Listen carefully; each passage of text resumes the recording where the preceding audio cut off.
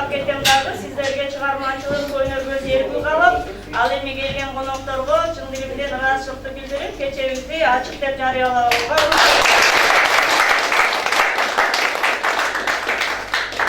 ертең жаракка келсе акындардын жүрөгүнөн өтөт деп сөз бекеринен айтылбаса керек. Азыр китеп жолдо келатат, өксөп күткөн. Ал китебибизге 69 акындын ырлары камтылды. Жарымы Кыргызстанда, кээ бири Сибирде, Питерде, Америкадан бери мүчөлөрүбүздүн ырлары камтылып отурат.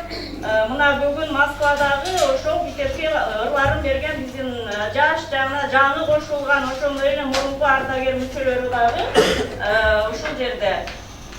Акын жөнүндө жана буйруса колуңарга тийгенден кийин ошол китепте ар биринин жүрөгүнөн чыккан мекенге, эн атага, балдарына болгон кусалык, сагыныч жана ошондой эле өлбөгөн тема деп коем. Мен өзүм ошол темага көп кайрылам. Сүйүү темалары камтылган, өтө жакшы жыйнап келип отурат. А дегенде акындар жөнүндө бир ырды таштап туруп, анан кийин Багыт Акай агайыбызды сөзгө чакырып алабыз. Акындардын жүрөгү эч карыбайт. Акындардын жүрөгү жаш, аялуу. Ал сүйүүнү даңктайт жаштык кезиндей. Акындардай эч ким таза сүйө албайт. Сүйүү болот, билсең акын көзүндөй. Махабатты ырга салып даңктаса, октой болуп көзөйт саптар этчүлүн. Ал бардыгын жүрөгүнөн өткөрүп, сунат элге таттуу ырдан бал шерин. Акын өпсө эрип кетет эриндер. Сезим ташыйт мелт калк болуп кемибей. Кан жүгүртөт тамырларды дүргүтүп. Акын сүйсө сүйөт жанын бербей. Жүзгө бырыш түшсө дагы карыбайт. Акын аны ыры менен дарылайт. Тазалыгы билсең акын аламдын, сүйүү билбей өткөн адам жарыбайт. Деп туруп баягы эле мен бул темага көп кайрылган себебим сүйүү бир эле эки адамдын ортосундагы мекенге, элге, жерибизге жалпы эле жүрөктө сүйүү жашаган үй бүлөдө тынчтык болот дагы. Ал үй бүлөдөгү балдардын келечеги кең, бактылуу турмушта өсөт деп ишенип кетем. Багытын бурбай башкага, бизнесин дагы таштаган, талантты баккан такшалтык Багыт Агай элден башка да деп туруп, Москва кайрыктары адабий клубунун негиздөөчүсү, башка наам статустарын айтпай эле коеюн, Багытбек Шериевич Бапановду жана Москва кайрыктары адабий клубунун жооптуу редактору Жамал Сабаеваны демиктирип туруп алдыңыздарга чакырып сөздү берип коеюн. Жалпы маалыматты мына ушул эки адам айтып берет.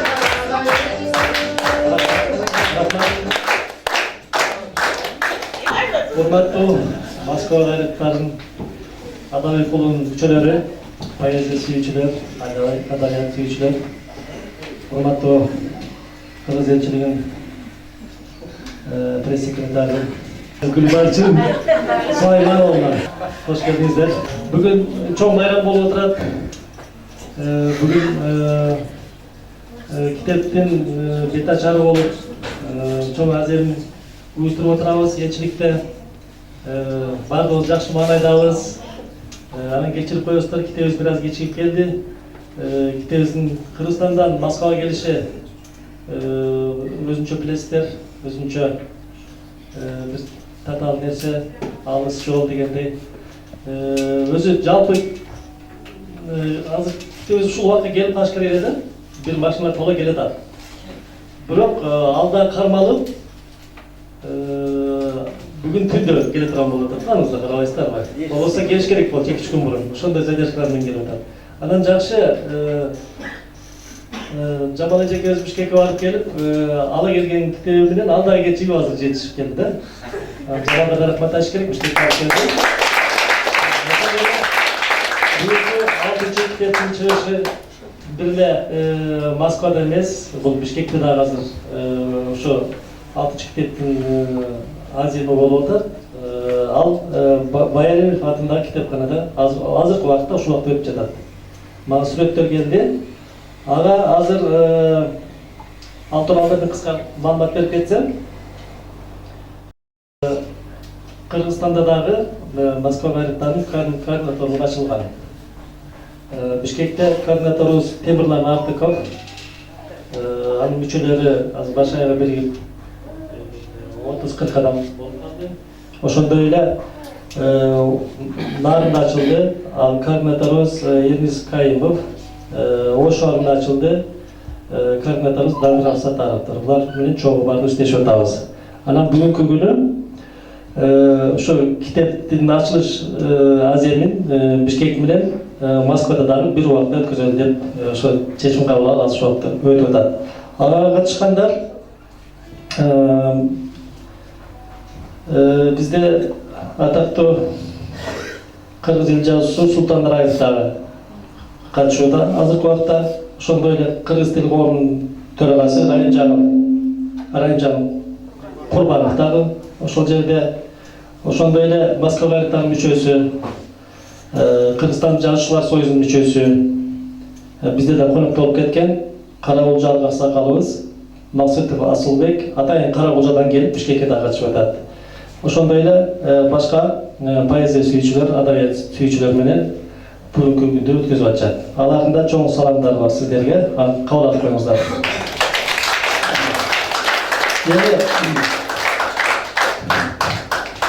Москва газеты тууралуу кыскача айтып кете турган болсом, быйыл толугу менен 8 жыл болот экен. 8 жашка чыгып калыппыз. Мурун 1 жашында төрөлүп, 2 жаш, 3 жашта там басып кетсек, азыр бир топ чуркай турган болуп калдык. Ошондой абалга келдик. Ийгиликке жетишкен акындарыбыз бар. Ар бир акындын өзүнүн баягы көрөрмөндөр бар да. Ырларыбыз биз эч кимди баягы акындарыбызды тандабайбыз да, мүчөлөрүбүздү. Сен жакшы жазасың, сен жаман жазасың депчи. Андай эмес. Бизде ким ошо ыр жазган адам бардыгы биздин адабият клубунун мүчөсү, бардыгы өзүнүн баягы өзүнүн деңгээлине жараша өзүнүн жүрөгүнөн чыккан ырларын жазып келишет. Ошондой эле ушулга чейин көптөгөн китептер, жеке китептер чыкты. Анан ушулга чейин жазуучулар союзунун мүчөсү 15 адамыбыз жазуучулар союзунун мүчөсү болуп турат. Анын үчүн кол чаап койсоңуздар.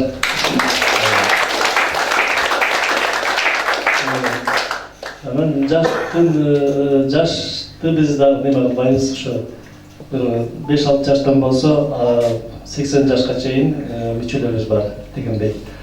Анан ар дайым адабият кечелерин ушинтип уюштуруп турабыз, китептерибиз чыгып турат, чогулуштарыбыз болуп турат дегендей. Редакторлорубуз жыл сайын шайланып турат, координаторубуз ачылды. Анан ушу баарыбыз максатыбыз ушу жакшы ырларды жазып, китептерди чыгарып, Кыргызстандын ушу кыргыз тил адабиятына салым кошсок дейбиз. Кыргызстандын маданияты жогоруласын дейбиз. Бир бул жакта кара жумуш менен алектенбей, ушу таланттарыбыз болсо таланттарыбызды алдыга чыгарып, ушу жакшы ийгиликтерге жетишсек дейбиз. Анан айтып кете турган дагы бир жолу майрамыңыздар менен мынабы 6-китебибизге 69 автордун бири чыкты. Бул китеп билип койсоңуз, бул китеп мен түзгөн менен бунун автору сиздер, автору ичинде 69 автор, өзүңүздөрсүздөр. Китебиңиздер дагы жолу кут болсун. Жакшы ырларды, жакшы сапаттуу ырларды чыгарып, башка тилдерге которулуп дегендей. Ошо ийгиликтерге жетише берели, бар болуңуздар. Ошо менин редакторума да Жамал Сабаева микрофон берип койсом, рахмат. Саламатсыздарбы, урматтуу мекендештер, калемгерлер, поэзия сүйүүчүлөр. Бүгүн ушу агай айтып өткөндөй эле чындыгында абдан жакшы жаңылыктар болуп атат. Мына Кыргызстанда шаандуу ушундай жакшынакай эң Кыргызстандын белгилүү китепканасы, Чернышевский китепканасында болуп атат. Прямая трансляцияда жүрөт деп айтышты эле. Өтө жакшы. Кыргызстан жазуучулар союзунун төрагасы, төрайымы бардыгы баш болуп, кыргызыма ушу белгилүү, аттуу, баштуу, аябай ушундай жакшынакай инсандарыбыз катышып, эң мыкты жогорку деңгээлде өтүп атат. Бул иш-чаралардын бардыгы мына бизде дагы Россиянын ошо борборунда өткөндүгү дагы бир күндө бир ушул учурда сонун жаркыраган жайдын эң жакшынакай, тем более ушул элчиликтин ушул мына Россия Федерациясындагы Кыргызстандын өкүлчүлүгүндө ошо элчиликте өткөнү, бул дагы бир Москва кайрыктар үчүн Кудайдан берген оомат. Бул рызкы, бул береке. Эми бул рызкыны Кыргызстанда дагы, дүйнө жүзүндө, андан калса ошо Москвада рызкыны дагы абдан жакшы тутуп алышыбыз керек болуп атат да. Бул эң жакшы, бул сынак деп койсок болот экен. Анан абдан чоң рахмат элчиликке дагы. Дайыма бизге ушул Айтматовдун бизге жардам бересиңер. Ушул Айтматовдун 90 жылдыгына карата эмне деген иштерди иштеп атпайсыңар. Элчиликке дагы, андан сырткары бардык коомчулуктагы бүт активисттерге рахмат. Агайлар, мына өзүңүздөр турасыздар, ушундай жан дилиңер менен колдоп, ошо өз каражатыбызга чыгарып атсак дагы, ошого дагы кичине бир поддержка керек да. Мына ошонун бардыгын өткөзүп атасыңар. Абдан жакшы, чоң ыраазычылыгыбызды айтабыз. Андан сырткары Кыргызстанда быйыл өзүңөр билесиңер, президентибиз жарыялагандай эле Кыргызстанды региональный өнүктүрүү жылы болуп атат. Аймактык өнүктүрүү жылында дагы мына бизде эң сонун агай азыр айтып кеткендей, Нарын областы, Бишкек шаары, Ош, Ысык көл. Мына ушундай эң жакшынакай топтор, ушундай координациялык борборлор ачылып, өздөрүнүн эмгегин көргөзүп атат. Бул укмуш жакшы иш болду. Андан сырткары мына биздин өзүбүздүн маданий иш-чаралар эң жакшы. Бардыгыбыз тең ынтымак болсо, ырыскы болот. Ошон үчүн алтындарым, мына канча жылдык эмгегибизди дагы ошо кийинки иштерибиз менен көргөзө берели, бир бололу, бай бололу. Бардык мекендештерге кыргыз жериңиздерден, ата журттан жалындуу ысык салам. Кары дебей, жаш дебей, Москва кайрыктары Адави клубу алдыга өсүп өнө берели. Ишиңерге ийгилик. Москва кайрыктары Адави клубунун редактору Жамал Сабаева. Биздин грамоталарыбыз бар эле. Ошо китептин чыгышында бизге жардам кылган адамдарга ыраазычылык каттарыбыз бар.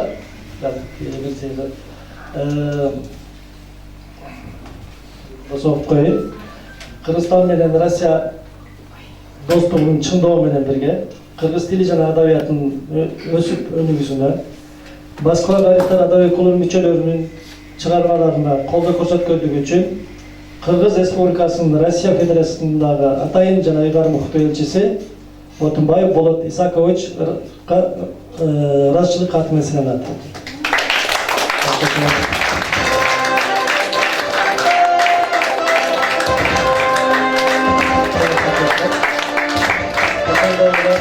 Ошондой эле ыраазычылык кат Кыргыз Республикасынын Россия Федерациясындагы элчилигинин пресс катчысы Гүлбарчын Сулаймановна келип койсоңуз.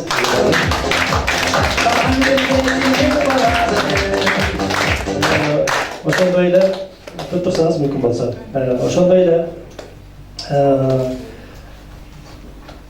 Кыргызстан менен Россия маданиятын чыңдоо менен бирге кыргыз тили жана адабиятынын өсүп өнүгүүсүнө, чыгармачылыктагы жетишкен ийгиликтери жана Адави клубубуздун 6-жыйнак китебинин жарык көрүшүнө кошкон зор эмгеги үчүн Кыргызстан Улуттук Жашылар Союзунун жана Москва кайрыктар Адави клубунун мүчөсү Зарыл Өмүралиева ардак грамотаны сыйланат.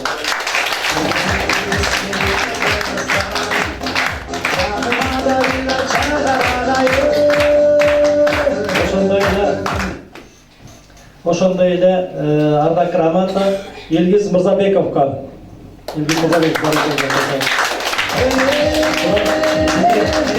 Чыкканда, ошо ачык чыкканда жардам болгон.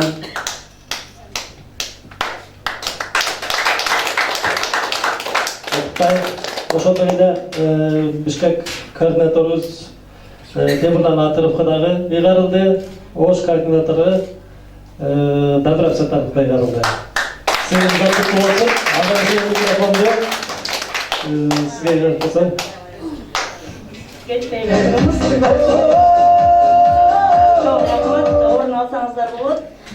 азыр эми алдыңыздарга мына биздин Багыт агай баса белгилеп кеткендей, жалгыз гана Москва кайрыктарынын мүчөлөрү эмес, жалпы орус жергесинде жүргөн, Орусия жергесиндеги мекендештерибизге кам көрүп, ошолордун ысыгына күйүп, суугуна тоңуп, көйгөйлөрүн чечишип, укуктарын коргоп жүргөн биздин Орусия жергесиндеги кыргыз өкүлчүлүгүнүн мүчөлөрү, кеңешчиси Суйркулов Нурлан Эркеевичти, пресс-секретары Гүлбарчын Сулаймановна Байымбекованы жана кызматкери Юсупова Гүлжа Сабыркуловналарды алдыңыздарга сөзгө чакырып атат.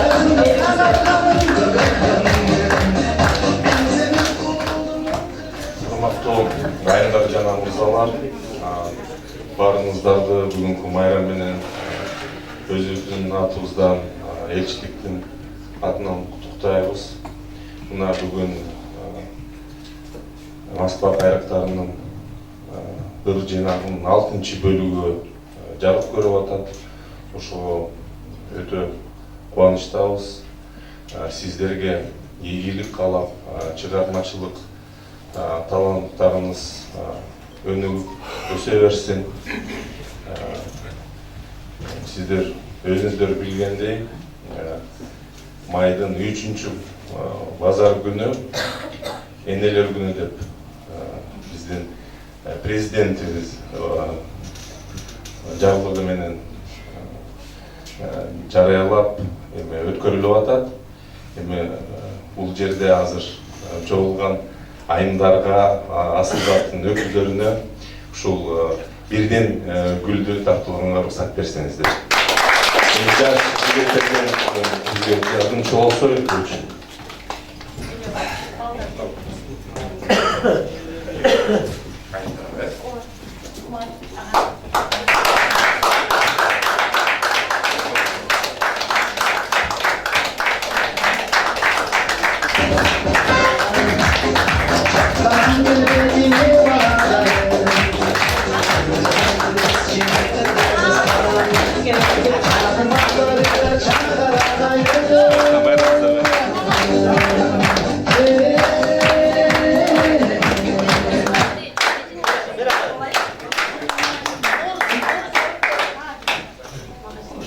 Бүгүнкү негизи чыгармачылык кечи абдан кубанычтуу, анткенде байкендер айтып атабыз.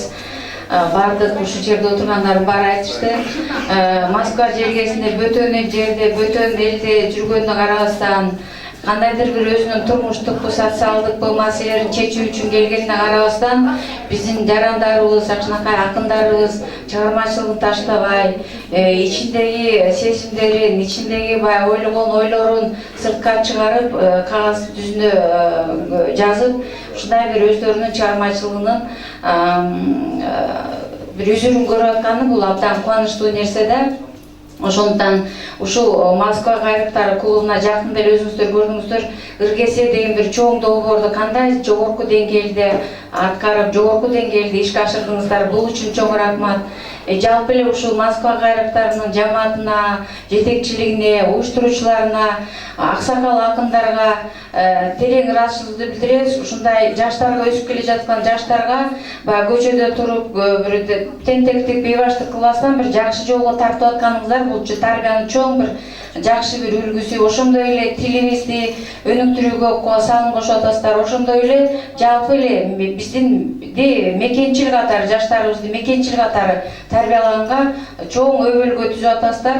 Ишиңиздерге ийгилик, чыгармачылык ийгиликтер болсун. Дайыма ушундай бир жакшы кечелерди, жакшы жөрөлгөлөрдү ушундай өкүлчүлүк менен бирге, жалпы элибиз менен бирге өткөрүп жүрө берели. Барыңыздарга рахмат.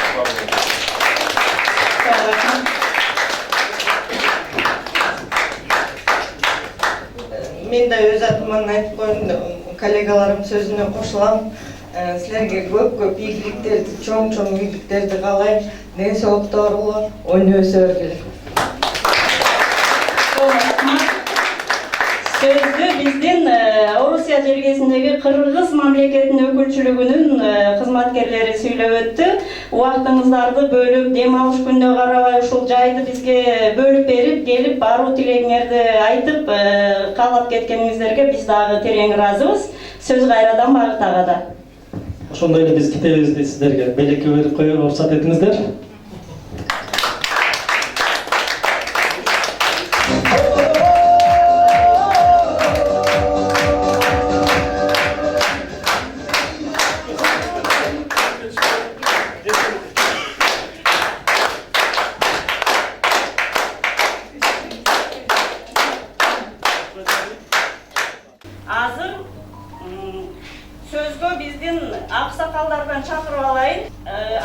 Алы Жандаров агайды, Адашкан Пирматов агайды, Асан Эркешбаевди урмат этилер келбептир, Сайрамбү Баялиеваларды жана Сыргакул Мурзаеваларды.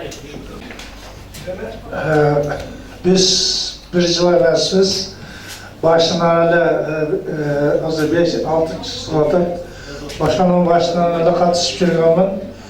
Ben özüm Moskvada Kızıl'dan açıp kaldı, yaşagan.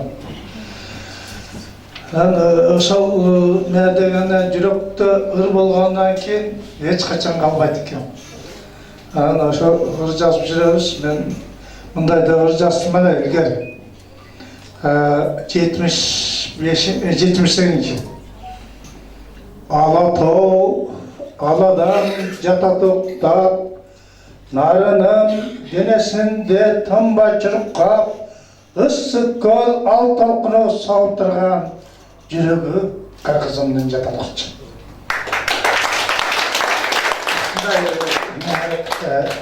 Курчап элибиз сүйгөн жерибиз бар, топуракка жерибиз бар. Анан ошону сыйлап, ошону эч кимге бербей, ошону кыргыздар жашап, бул мерде жашап, ошону сактап калсын деген оюм бар да. Алатау кандай сону нарын биздин агып аткан сыкыл кандай сону анан өгөн толкунданып турса адамдын жүрөгү соғып турган сезилет да. Ошол анан мына 6-чы китебин чыгарып атат, мен кубанатам. Мындан ары өркүндөй берсин, өсө берсин, жаштарыбыз чоңоюп, ичибизде ошо мээге окшоп акындар чыксын деп атам, Нобелевский сыйлыкка жетет.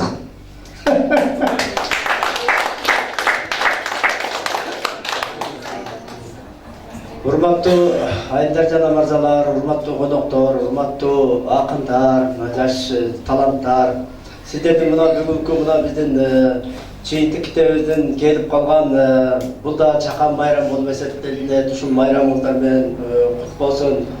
Бул китепте ушул күнү келгенде 4 сап эмес, 4 сап сөздү айта албаган адамдар бар. Анын ичинде силер мына сөз баккан, мына бир канча ушул улуу ошо учугун улаган акындардын артынан келаткан акынмын деп өзүңөрдү терең көкүрөктү көтөрүп эле айта алсаңар болот. Себеби дегенде ушундай да жашоодо адам баласы төрөлгөндөн кийин телчиккенден кийин өз гана тилиң менен кетесиң да. Бул жүрөгү ак адам, пейили ак адам, мээнеткеч адам, эли жери жөнүндө ойлонгон адам, же болбосо ар жагында таланты бар адам жазалат. Ошол гана адам жазалат да. Калганы окшошпойт. Себеби эгерде багында өзү ачкөз болсо, ачкөздүк сөздөр аралашып кетет. Өзү мынандай неме болсо ошол үчүн жүрөгүңөр таза силердин. Ар дайым мен мына жашоодо бул биринчи китептен баштап бул Москва кайрактарынын китеби боюнча айта берсе терең сөз. Буга аябай мээнет керек, жазыш керек. Ошо 6-чы китепке келип калдык. Мына Багытбек Шериевич ошол башынан баштап 2010-жылдан бери аракет ушул нерселерди алып келатат. 6-чы китепке келип калдык. Канчалаган акындар келип жазып кетишти. Ошо жазгандардын ичинен азыр бизде Кыргызстанга мына аттын кашкасындай белгилүү болуп калган акындар пайда болду. Ошол эле мезгилде ушундай эле бизден эле таалим алган, бизден эле баракчаларын алып келип, бизге эле көңүл бөлүп, мына биз менен ошо кеңешип отурган кыздар, балдар азыр баш көтөрүлүп турат. Бул мезгил экен да. Барган сайын кете беребиз. Бизде эмне кылат эле? Бизде 4 сөзүбүз калат. Өзүбүз учуп кетебиз. Ошол учуп кеткенден кийин элге болгон мына акын эгерде китебин жазып, өрүн китепке кол тамгалары менен печатка берип, элге бермей сайын ушундай дыйкан жерин айдап алып, кысыр калгандай болот. Жер кысыр калгандай болот. Жерде эчтеке өнбөйт. Ошо силердин мына китепке түшкөн өрүңөр түшүн берет. Бул ар бир адамга түшүн берет. Жок дегенде кандайдыр бир турмушка кайдыгер болуп, мамиле жасап аткан адамга эки ооз сөзүңөр пайдасын келтирет, сезимин ойготот. Жок дегенде сүйүү сезимин ойготот. Сүйбөй жүргөндө. Анан акыркы негизи башка алгачкы темалары бул сүйүү темаларынан болгон бул жаштыкта. Жаштык деген жалындаган кез, экимиздүү канжар. Аны ал жака тартсаң да кетет, бул жака тартсаң да кетет. Ал үчүн өзүңө өзүң кубат берген, табияттан берген бир Алла Тааладан берген талант болмой сайын эч жака бара албайсың. Ошон үчүн сиздерде талант бар экен. Айрыкча жаштарга айтып коерум. Айттым го, кече эле жакында ушул жерде деметкендерде мына мээнет кылмай сайын адам көп нерсеге жетишпейт. Мына ушул жерде мына өздөрү мына эжекеңерди карап көргүлө. Мына Самара Насырованы карагыла, мына тиги Зарылды карагыла. Ушул жердеги ошондой эле көп биздин акындарды карагыла. Мээнет кылган акындар көптөгөн китептерин чыгарып, эл алдында өзүнүн менменсиген акындарга чейин керек болсо алар жаза албайт. Ушунчалыкча. Просто ушул талаада биздин күчтүү жазганыбыздын себеби мигрант деген бул талаада жүргөндө элден эл жетими, жер жетими болуп жүргөндөн кийин адамдын жүрөгү бөлүнөт. Ата журттанча. Ата журттан бөлүнгөндөн кийин сен жок дегенде баягы Исхак Разаков айтмакчы, жерин кучактап алып, чөбүн кучактап алып жыттаган келет, ыйлаган келет, аргасыздан жүрөбүз. Тала жеринде бирөөнүн коногу болгуча үйүңдө жакшынакай жүргөнүң жакшы да. Биз талаалап мына мезгил экен, жашоонун сонун нерселер экен. Буларды айтпай келсе болбойт. Көп кызыштын кереги жок. Байып алып тиги Россияда анан кийин калып калам. Биринчи тилден ажырайсыңар. Экинчиден мына ушу биздин мына Якутияны көрүп атасыңар. Башка ушу кыргызга окшош эле кишилер жүрөт го. Ошолор бүт оруска айланып кеткен. Кыргыздан ошол кыргыз калкымдын эки көзү, анын сөзүнөн айлансак аз келет. Башка улутту окушубуз керек, бүткүл дүйнөгө карашыбыз керек. Манас эпосунда эмне себептен Манастын сүрөтү ушундай караган, себеби дегенде ушундай көргөндө алысты караганда адам күндөн көзүн жашырып мындай карайт. Ааламды караган Манас, ааламга көз чаптырган. Ансыңарында ааламдагы тилди алгыла, дүйнөлүк адабиятка чыккыла, мындан ары мына ушул жердеги өрүскө шыктуу болгула. Эмнени айтат элем, ушул өлбөшө бергиле ушу. Жаманды көрбөгүлө жаштар. Силерге ушул жакшы жолду түзүп берди, ушул эмгектенгиле ушул. Assalamu alaikum. Жаштарлар, агайлар, эжекелер, сиздерди мына бүгүнкү Москва гайыптардын 6-чы китебин чыгышы менен куттуктайм. Ошон үчүн бардыгыңыздарга ден соолук, узун өмүр, ушу жазган ырзарыңыздар өркүндөй берсин. Ар дайым жакшылыктын үстүндө көңүлдүү болуп жүрөңүздөр. Ушу кыска ясына айтып коелу.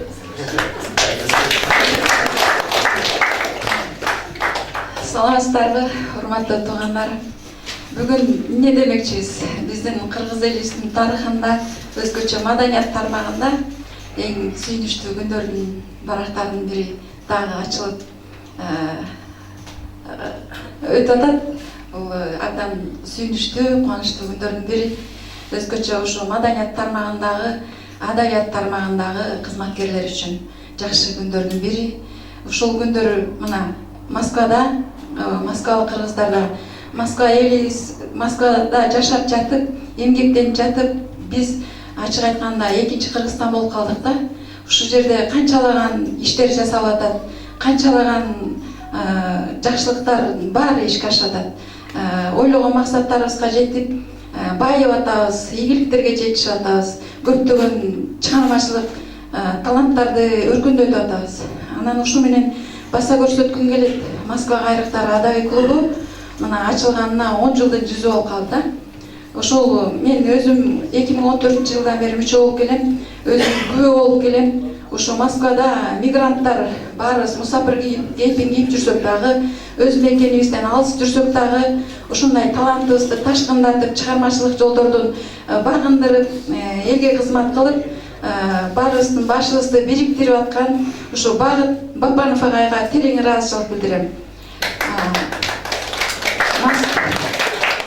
Москва кайрыктары адабий клубунун мына өзүңүздөр күбө болуп, Москва кайрыктары 6-чы китеби мына бүгүн бет ачар аземи болуп жатат.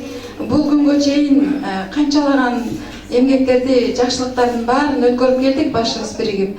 Анан ушул темир канат таланттардын башы биригип Кыргызстандын ар тарабынан, 7 областынан, ар толтура мына санак жеткис райондору бар да. Ошол ар бир тарабынан келген кыргыздардын башын бириктирген адабий клуб ушул Москва кайрыктары. Мен ушуну өзгөчө баалайт элем, баалап да келем. Кыргыздардын түндүк түштүк дебей башын бириктирип келген эң жакшы уюмдун, адабий клубдун бир башын бириктирген ушул Москва кайрыктарында. Не дейбиз? Ошо Москва кайрыктары 6-чы китеби дагы ачык болсун жолу. Дагы Москва кайрыктары 10-чу, 100-чү деген презентацияларды өткөрөлү. Ушул мына альманах китептин дагы кулачы кеңири жайыла берсин, таланттуулар көбөйө берсин. Кыргыз элибизде бүгүнкү күндө 4 сөздү бириктирип акындар жаралса, эртеңки күнү Нобель сыйлыгын багындырган таланттар жарала берсин. Кулачыбыз дагы жайыла берсин. Азыркы күндө Москвада болсо, эртеңки күнү дүйнөлүк уровенде аты чыккан, даңкы чыккан кыргыздар көбөйө берсин. Кудайдан ошону тилеп кетебиз. Чыгармачылык жолдор ачыла берсин. Баарыбызга ынтымак, биримдик, анан дайыма ошо жакшылык менен кызматташ болуп жүрө берели.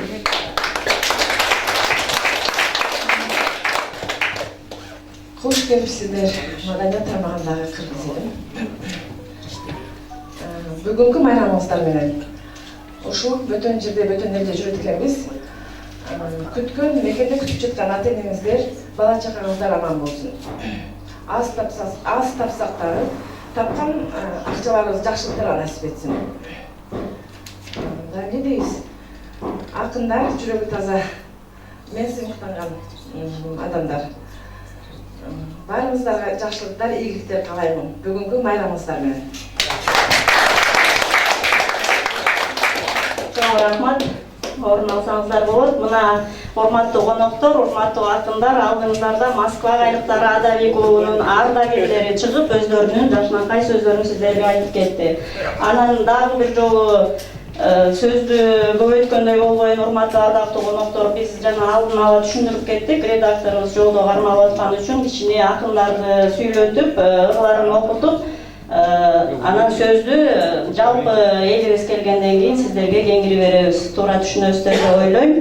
Азыр алдыңыздарга көркөм окууга Москва кайрыктары адабий клубуна мына 1 жыл болду. 1 жылдын ичинде өзүнүн жакшынакай ийгиликтери менен элге таанымал болуп, Алтургай кече ыркеседе Чыңгыз Айтматовдун Саманчынын жолу повестинде Толгонайдын ролун ушунчалык дасыккан актрисалардай аткарып берип кеткен Айжамал Иманованы көркөм окууга алдыңыздарга чакырып алсам.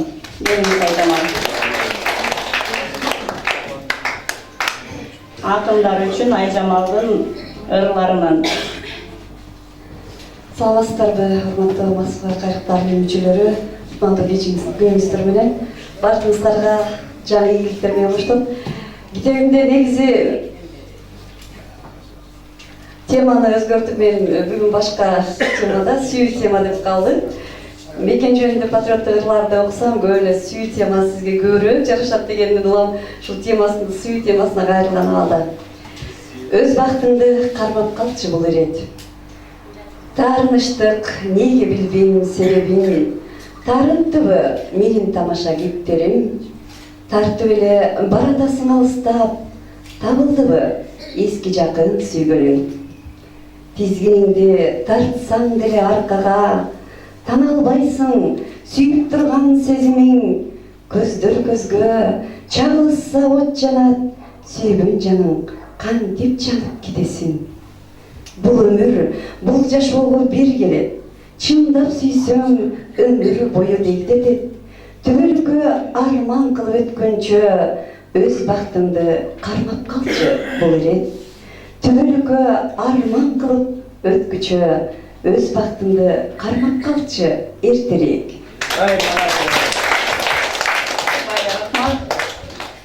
Азыр алдыңыздарга биздин мугалимдер коомунун жетекчиси ардактуу агабыз Эртабылды Шамиловду жана Москва кайрыктарынын дагы бир аксакалы кечигип келип калды. Кыргызстан Жазуучулар союзунун мүчөсү Акрам Турдубаевтерди сөзгө чакырып алсам. Келиңиздер.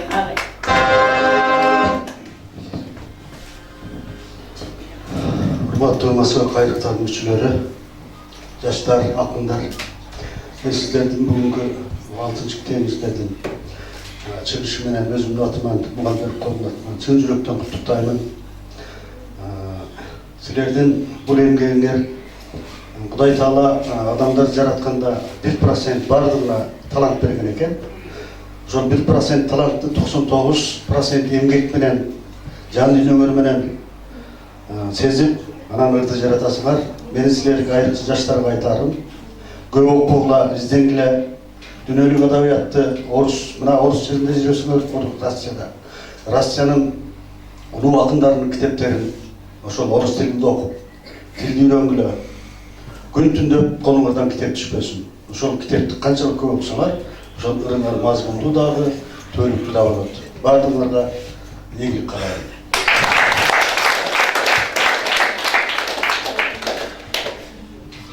Саламатсыздарбы, урматтуу Москва кайрыктар адабий клубунун мүчөлөрү жана күйөрмандары. Мен дагы сиздерди Москва кайрыктары ырлар жыйнагынын чыгышы менен куттуктаймын. Албетте мындан чоң, мындан бийик ийгиликтерге жете беришиңиздерге тилектешмин. Москва кайрыктарынын мүчөлөрү 500-600 адамдан ашык деп жүрөбүз. Мунун өзү өтө сыймык. Барыңыздар эле күбө болсоңуздар керек. Кече жакында эле Кыргызстанда 5 акын телебөрүсү болуп, анын жеңүүчүсү биздин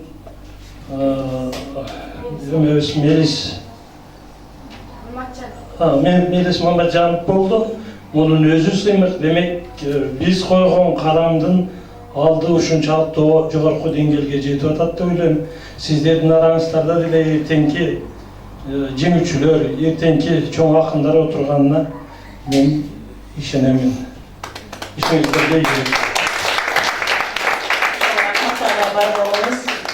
Анда эмесе мына ушундай агайлардын, эжелердин сөздөрүнөн кийин, Айжамалдын мукамдуу ырынан кийин алдыңыздарга мен баарыбызга аттын кашкасындай белгилүү, эл десе ичкен ашын таштап коюп чуркаган, Москвада Сармерден жана Ыркесе деген берүүлөрдү элге жайылтып, кыргыздардын башын кошуп, мына ушул кыздын аркасынан эчендеген коом уюмдар түзүлүп, кыргыз элин ынтымагы андан бетер артып атат. Бул кызды канчалык реклама кылсак да аз.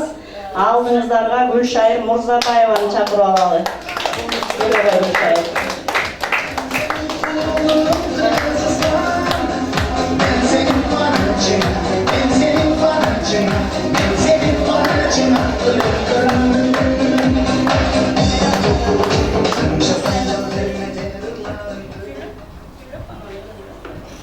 Саламатсыздарбы? Бүгүнкү майрамыңыздар менен сөзгө азыракмын. Ишиңиздерге ийгилик. Тапканыңыздар жакшылыктарга буйрсын.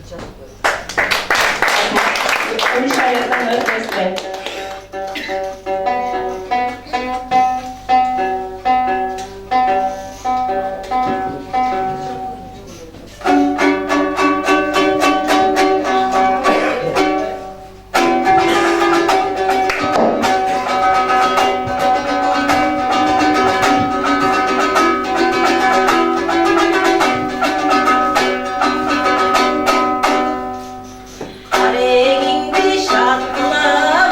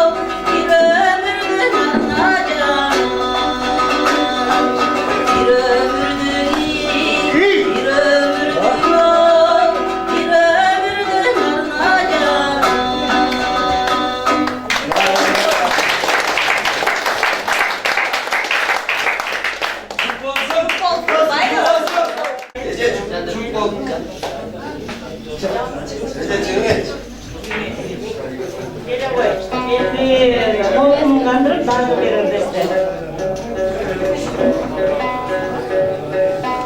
Özdük çıkarmalardan.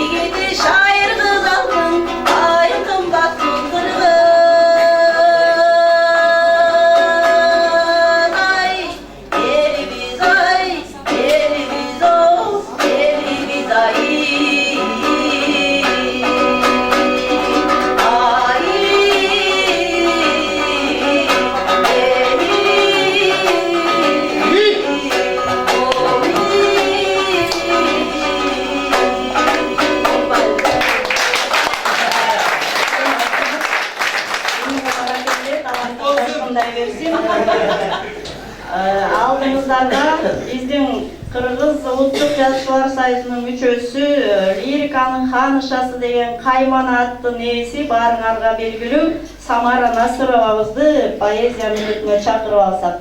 Самара.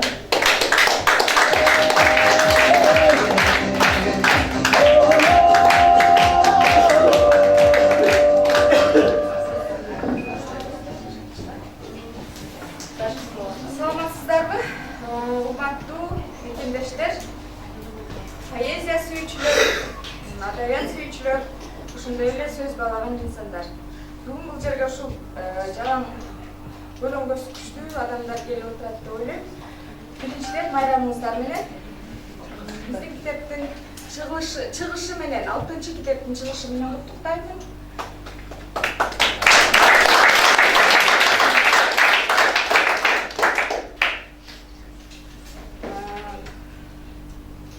бизде мен ойлойм өтө жакшы жөрөлгөдөт да. Себеби деген жөн эле Кыргызстандан келип кара жумуш менен гана чектелип калбастан өзүбүздүн көмүскөдөгү таланттарыбызды сыртка чыгарууга бизге өк жөлөк болгон деп ойлойм. Бул адалеттүү. Анан баарыңыздарга ийгилик, ден соолук, чыгармачылык ийгиликтериңиз аргын болсун. Ошол.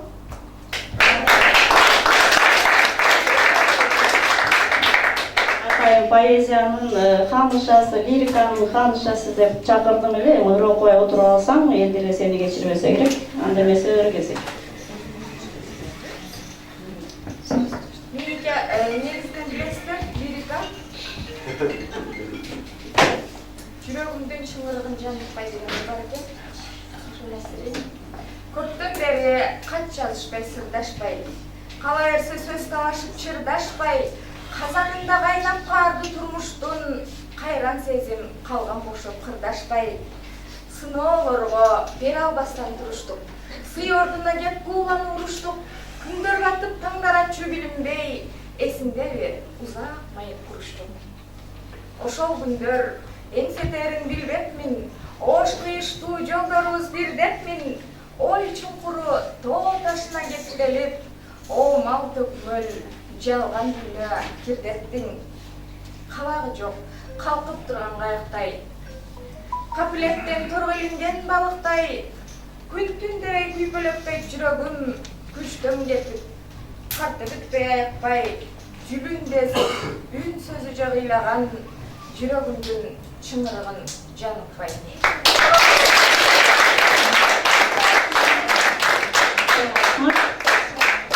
Азыр алдыңыздарга сүрүнөн жүрөк айбырткан, сулууну эчен албырткан, сүйүүдөн өнүн төгүшүп, жигиттер чыккан кайрыктан деп туруп, жигиттер тобун чакырып алсам, Нурлан Атамырзаев келип кой. Бул жигиттерди алдын ала чакырып аткан себебим быйыл жаңы кошулуп, 1-чи Москва кайрыктары алтын жигиттерге ырлар жарык көрүп атат. Рахманберди Турдалиев, менимче жубайыңыз менен келдиңиз окшойт, кааласаңыз жубайыңыз кошо чыксын. Келиңиз. Кааласаңыздар ырларыңыздан, кааласаңыздар жакшынакай сөздөрүңүздөн.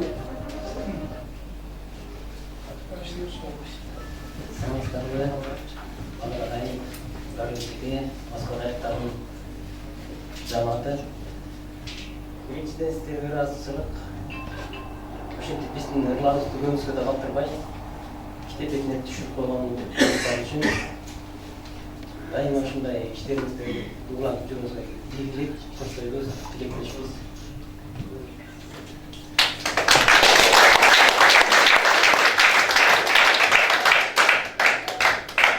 Саламатсыздарбы? Бүгүнкү Москва кайрыктары адабий клубунун презентациясынын катышуучулары, мен де жогоруда айтып кеткен аксакалдарга таап эле, мен деле ушулар катары майрамыңар менен сыйра куттуктап коеюн. Майрамыңар кут болсун. Анан жолдо келип атып, метродо ушундай өзүнчө толкунданып бир Москва кайрыктарын көптөн берки эмгектерин бүт баардыгын карап отуруп, анан өзүнчө алдыман өткөрүп, моундай бир азыраак саптарды жазуума туура келди. Өзүмчө Москва кайрыктарынын гимни болсо экен деген жакшы тилек менен жаздым. Ошону койсоңуздар. Кыргыз элдин өлчөмүсүз байлыктары, токтолбостон мукам берген жайгыштагы, тил байлыгын өрчүтүп өнүктүрчү өркүндөй бир Москва кайрыктары. Чарчабастан айта берем, айтып дагы, оюңа келбейт акмактын айнытканы, жаш өнөрдү талпынтып такшалдырган өсө бер Москва кайрыктары. Турмуш жолдо ким кимдигин айырып тааны, тилими элимдин байлыктары, тул тутушкан тилимди өргө тартып, аман болгун Москва кайрыктары.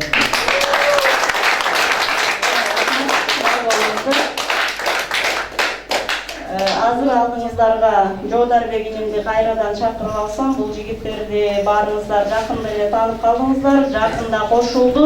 Биздин Москвага айрыкта жалаң гана ыр жазуу менен алектенбестен өздөрүнүн ырларына обон чыгарып, обондору кыргыз элине кеңири тарап калган таланттарыбыз да көп. Эмесе алдыңыздарга Жодарбек Султанов өзүнүн автордук ыры менен сөз дагы обону дагы өзүнө тиешелүү апаке дегени.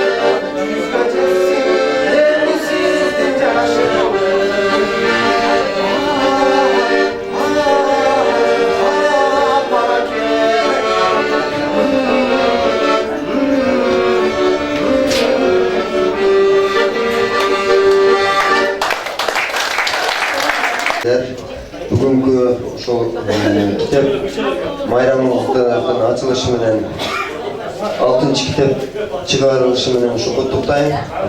Москва кайрыктарынын 6-чы китебин куттуктайм.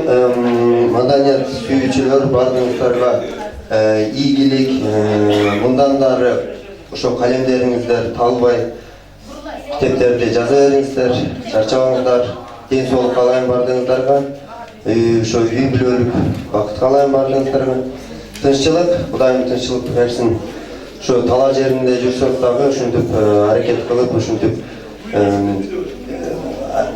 китеп чыгарып, бул деген бул оңой иш эмес. Баарыңыздарга ыраазымын, ыраазычылык билдирем. Ден соолук каалайм баарыңыздарга.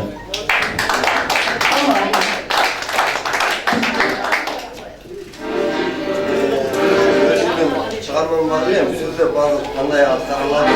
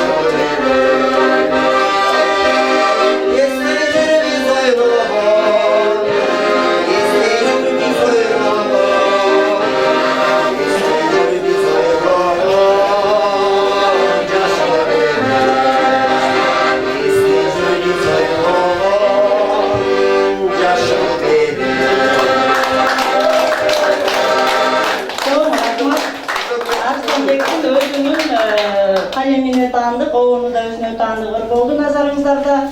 Hazır emi aldığınızlarga bizdin Kırgız elin kıyırga tanıtkan Орусия жергесинде чыныгы жигиттик эрдигин көрсөткөн коногубуз келип калыптыр Марат Исаевди жана Германия, Америка өлкөлөрүндө жашап жакында эле Орусияга келген кечирип коесуздар менин курсташым Майрам Асанканованы жана биздин ушул Москва кайрыктагы 6-китепке Новосибирск шаарында мүчөбүз бар эле Асан Тунаровдун түгөйү Үсөн Тунаров келди эле. Ошол конокторду сөзгө чакырып койдум. Асан өзү келе алган жок, Үсөн келди ордуна. Эмесе сөз Марат мырза сизде болсун.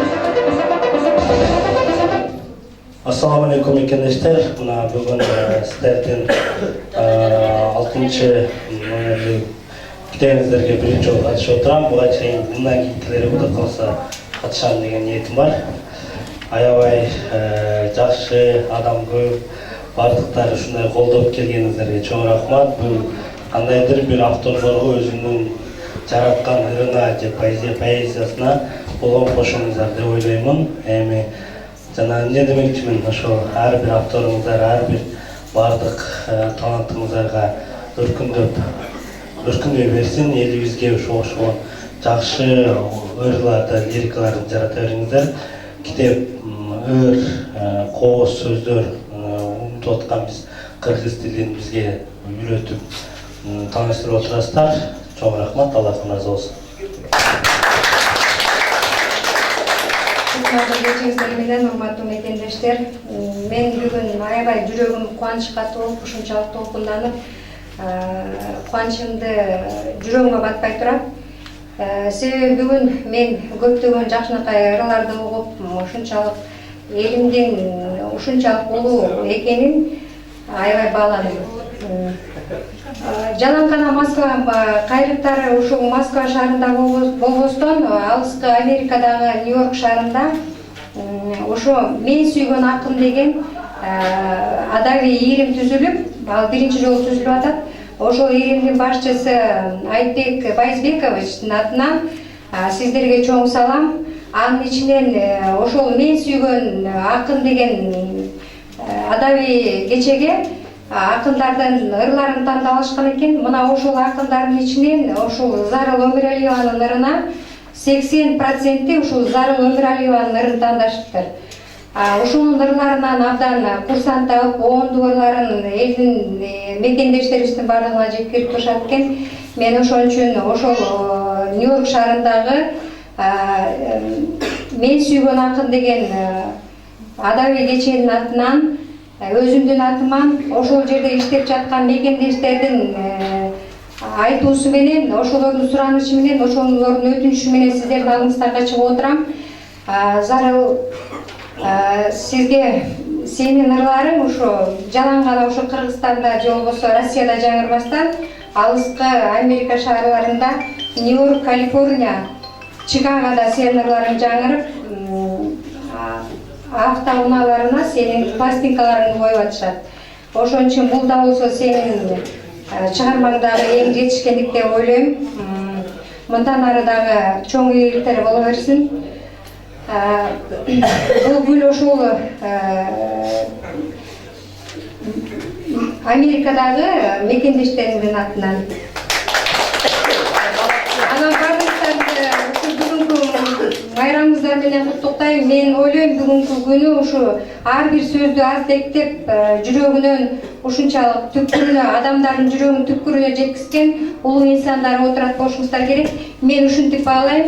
Мен ушул акындарга башымды таазим этем. Рахмат сиздерге.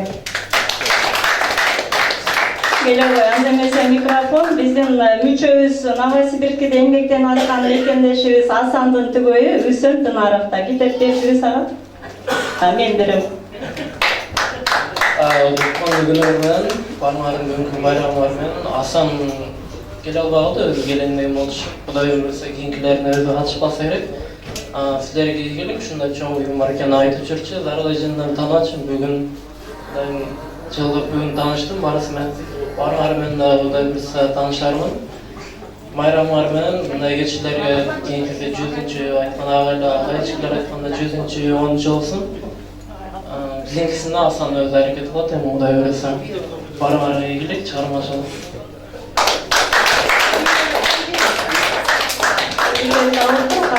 Baylanışıp dağı benim. Çok rahmat. Bayramdın жеткирген Америкада мекендештерден деген саламы бул менин жеке ийгилигим эмес, бул Москва кайрыктарынын жалпы ийгилиги.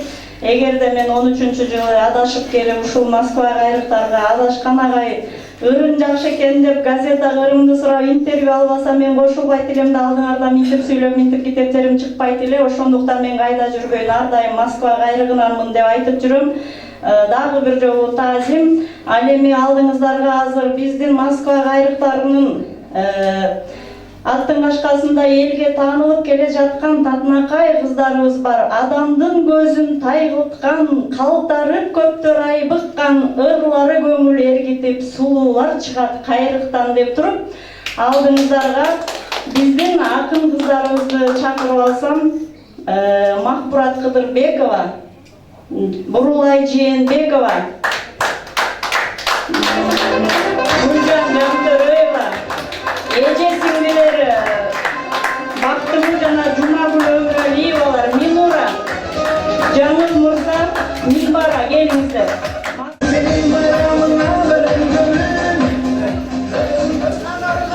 Урматтуу бүгүнкү Москва кайрыктары адаби клубунун мүчөлөрү, сиздердин бүгүнкү өздүк майрамыңыздар менен чын жүрөктөн куттуктайм.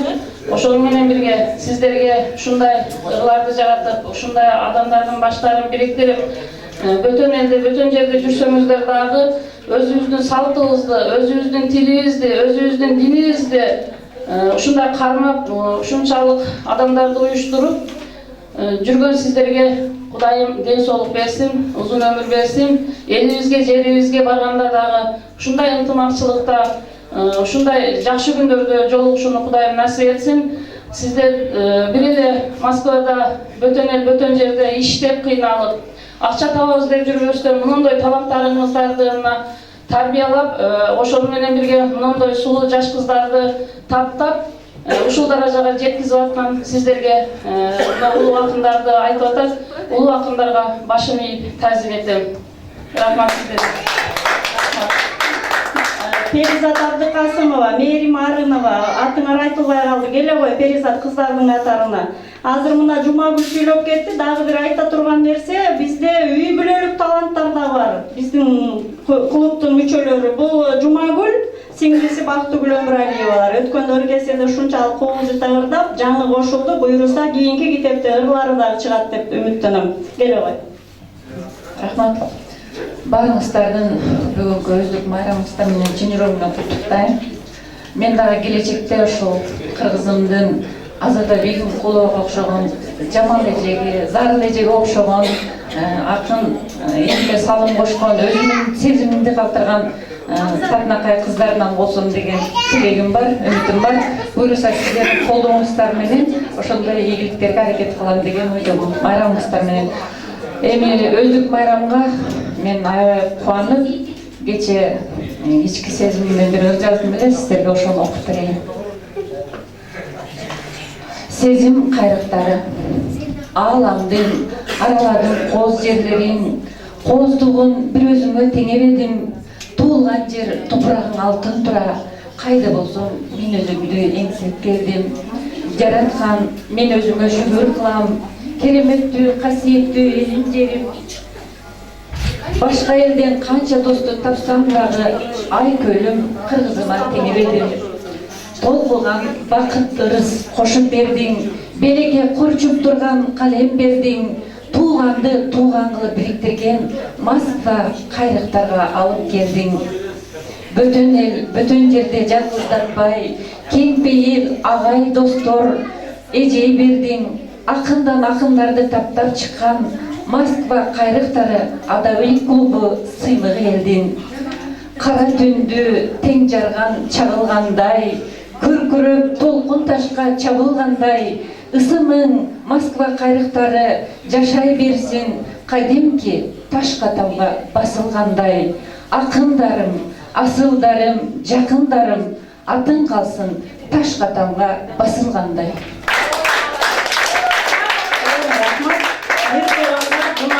Бактыгүл Өмүралиевалар.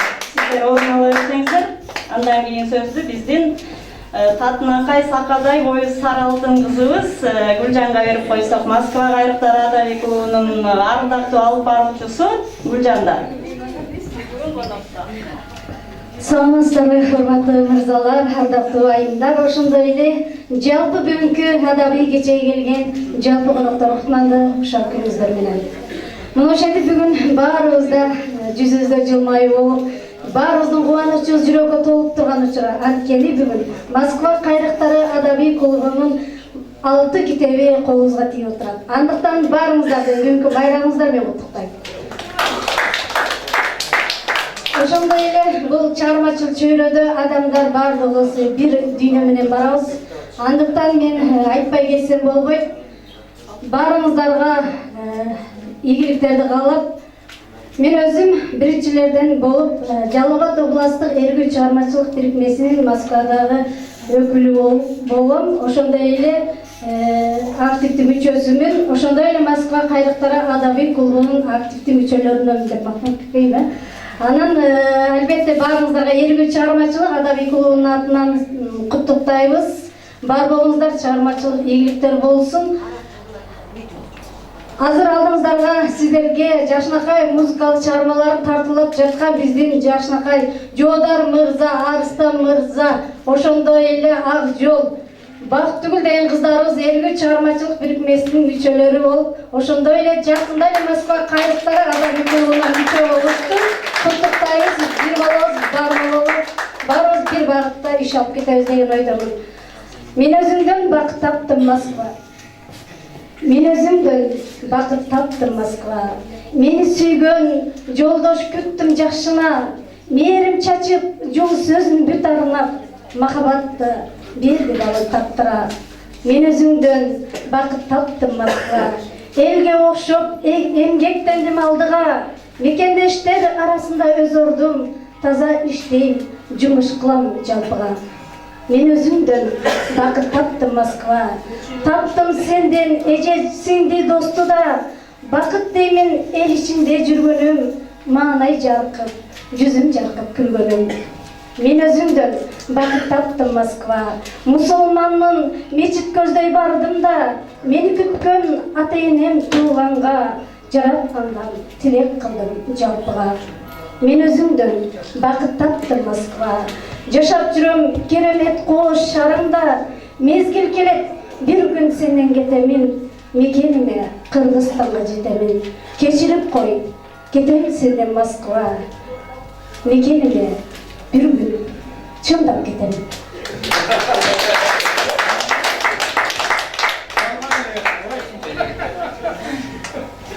Мен жалпы эле кайрыктардын мүчөлөрүн бүгүнкү майрамыңыздар менен кызыгып куттабакчымын. Ошондой эле ушул учурдан пайдаланып, ушул кайрыктарга келгениме мына бир жылдын жүзү болду. Ушул жылдын ичинде жакшы эле эмнелерди жаратып, Кудай кааласа өтө жакында китебиз чыга турган мезгилге жетип калдым. Ушул бир жылдын ичинде өзүнүн жакшы кеңештерин айтып, жол көрсөтүп, биз жакшы эле жаңы башка баладай болдук чындыгында.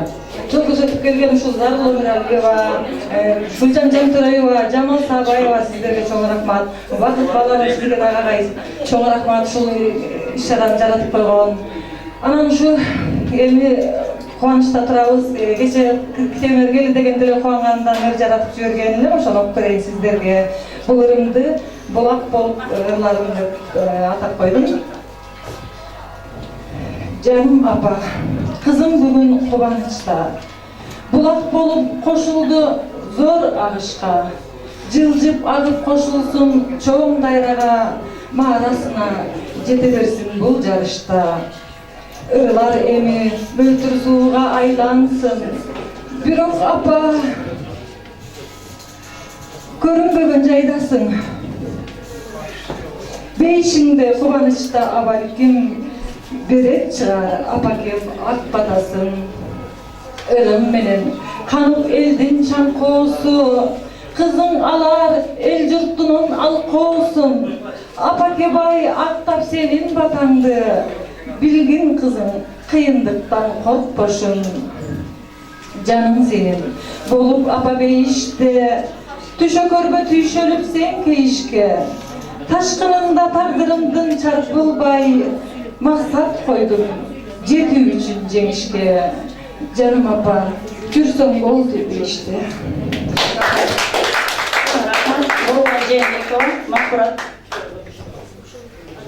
Саламатсыздарбы, урматтуу коноктор, ошондой эле Москва кайрыктарынын мүчөлөрү. Баарыңыздарды майрамыңыздар менен куттуктайм. Бул китепти көптөн бери арзып күттү келем, мына бүгүн колубузга келип тийди.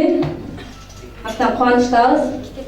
Баарыңыздарга ийгилик, көптөгөн чыгармалар жаратып, элдин сүйүктүү, сүймөчүктүү адамдарынан боло бериңиздер. Анда элдин катарынан мен дагы кирип атпайсың. Ырга чөмүп бир киринип кетермин. Өмүрүмдөн таштан чегип күнбөзөн, өтсөм деймин тирүүлүктөн түбөлүк, тоңсортпостон топуракты жаратып, өсүп чыгар кызыл тазыл гүлөнүп. Жашоомду жараткан деп жан шерик, жан дүйнөмдү азыктан амыр берип, өмүр сенден кеткен чекти коштошуп, өлбөс үчүн жашаймын мен ыр кезип. Ыр жандаган жупуне бир пендемин, убактылуу коногуңмун кетермин, күлүмсүрөп кош айтышкан күнүмдө, белек болсун алтын саптуу калемим. Акын эмес, жазган арман термени, аянычтуу саланган пендеңмин, төлүктүү ыр дүйнөңдө багынып, ырга чөмүп бир керинип кетермин. Төлүктүү ыр дүйнөңдө багынып, ырга чөмүп бир керинип кетермин.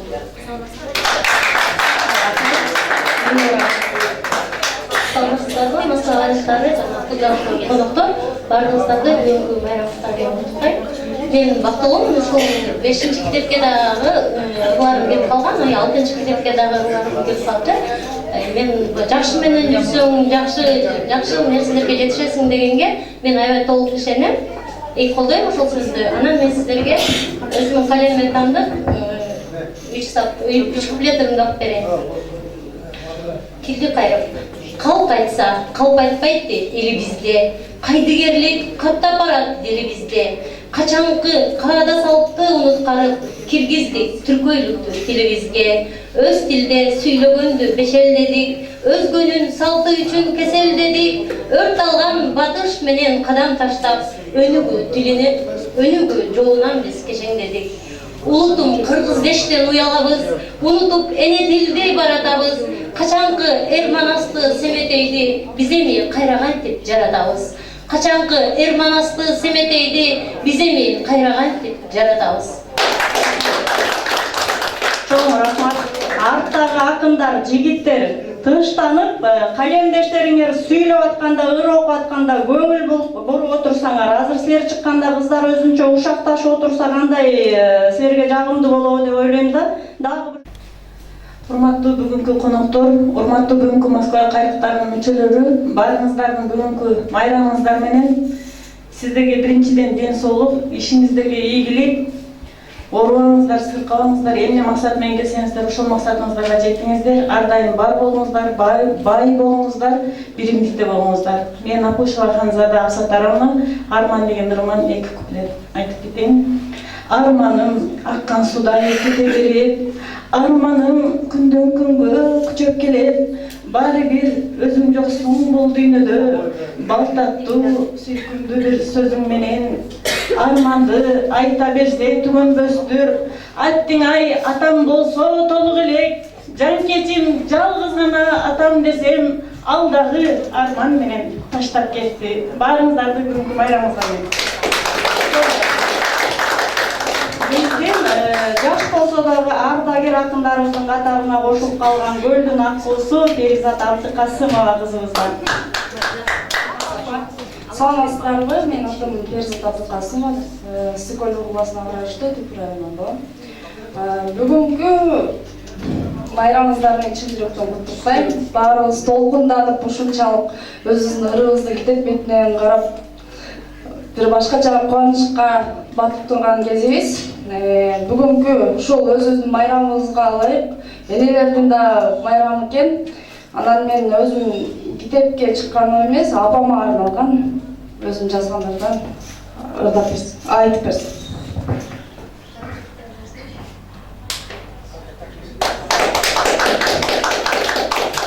Энеңдин жанында жүрсөң эч кадырын билбейт экенсиң. Алыс кетип энемдин кандай ыйыктыгын, кандай энемдин мээримин сезгендиктен ушул ырды жаздым эле. Кусага батып турганда. Апаке, алыс кетип караныңан зар болуп, алсыз дүйнөм бир өзүңө токтолуп, жаным менин кайгырбачы апаке, сагынамын мүнөт сайын мұң болуп. Иштеп жүрүп, Орусия жеринде ар мүнөтүм мұң кайгыга айленди. Апам менин аман эсен жүрсө экен деп, Кудайымдан дуа кылып тилеймин. Апакебай, баалабапмын эмгегиңди, балдарың үчүн бүт өмүрүңдү бергениңди. Өкүнөмүн тике карап каяш айткан сөздөрүмө. Кечир апа, анда билбепмин эне ыйык экенин. Көңүл калып, жүрөк оруйттебепмин, өзүм үчүн жашап жүргөн экенмин. Алыс жүрүп эне мээримин сагынганда, билдим эне ыйык, эне бейиш экенин. Иштеп жүрүп, узап кетип өзүңөн, билдим эне жашоо, эне өмүр экенин.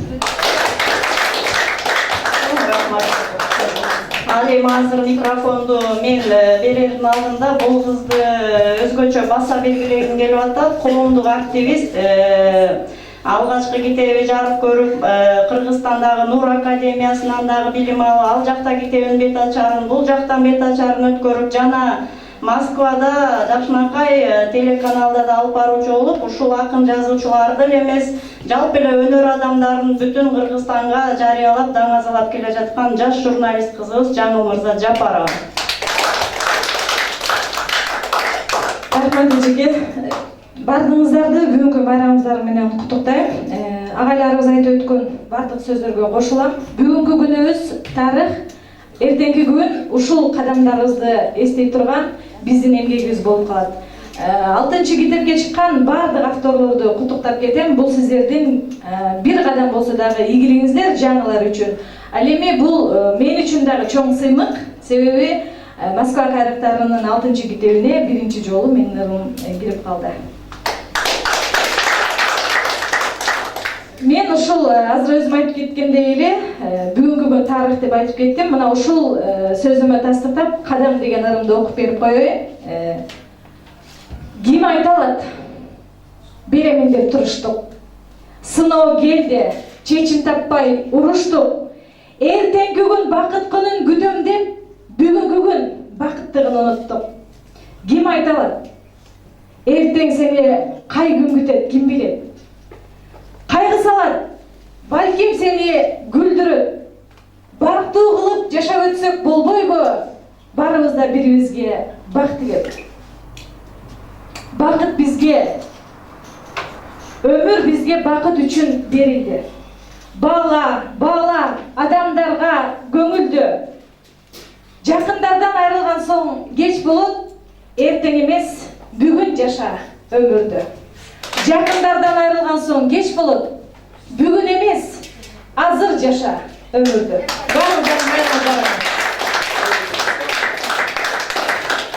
Бизде атыбыз аталып 500-600 мүчөбүз бар деп, бирок кээде турмуштун көйгөйүнөнбү же жумушунан бошой албайбы, келе албай калган мүчөлөрүбүз да бар. Мына бул кызыбызды микрофонду өзүнө берсем дагы кенен маалымат, анан Жакшынакай сөзүн сиздерге арнап кетсе, өзүңүз жөнүндө маалымат.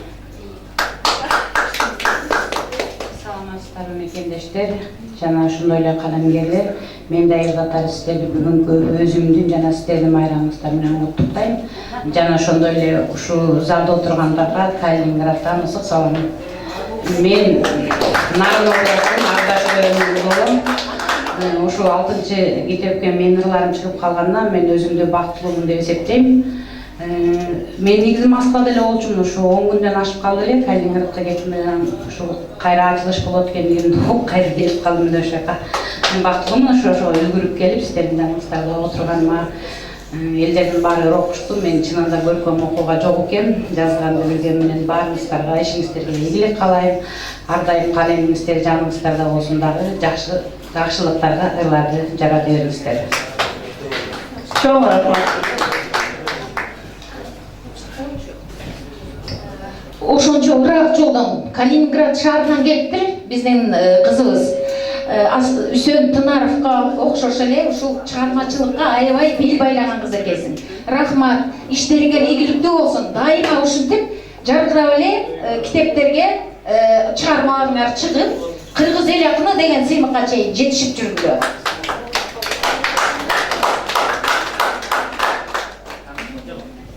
Москва кайрыктарынын өсүп келе жаткан жылдызы бир гана ыр менен алектенбестен өзүнүн өнөрүн бардык коомдук иш-чараларда таанытып, кыз сайкалдай болуп Манас эпосунда жеткиликтүү аткарып келе жаткан көп тармактуу өнөр ээси Мээрим Арыновадан. Саламатсыздарбы, ардактуу Москва кайрыктарынын мүчөлөрү. Бүгүнкү майрамыңыздар менен чын жүрөгүмөн куттуктаймын. Демесе мен китепке жарык көргөн ырларымдан эмес, саясий кургай элек ырларымдан сиздерге окуп берейин. Ба берип дегендей кичине карап элек.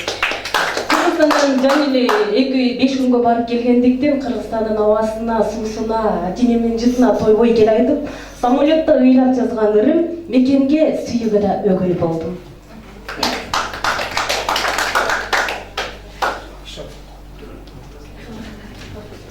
Кинбек кан тамган жерге өгөй болдум. Дербиштеп бак сүйүүгө кедей болдум. Үйрүлүп мээрим жантап турсаң дагы, жылыбай, эх жүрөгүм муздак болдум. Өгөйлөп ак сүйүүгө батпай койдум. Мекенден аппак сүйүү таппай койдум. Жылына бир келүүчү майрам сымал. Ата журт, мен өзүңө конок болдум. Канча жыл сыздап жүрдүм бүтүн жерде. Өз жеримде ак эмгек өтөсөм не, жан кейитет өзгөнүн өгөйлүгү, булут жарып таштап мекен кеткен кезде. Муздагы өтүп барат бүтүн элдин, көнүпмүн талабына өзгө жердин. Баягы жылуулук жок жүрөгүмдө, негедир музга айланып кетиптирмин. Таш борлук бір чағымды елегендей, қалыпмын мен жашоодон кечиккендей, кагаздын улуулугун артык көрүп, билип мен бул жашоону кечегидей. табам деп арзан акча, жакшы турмуш. Ата журт мен өзүң өгөй болдум.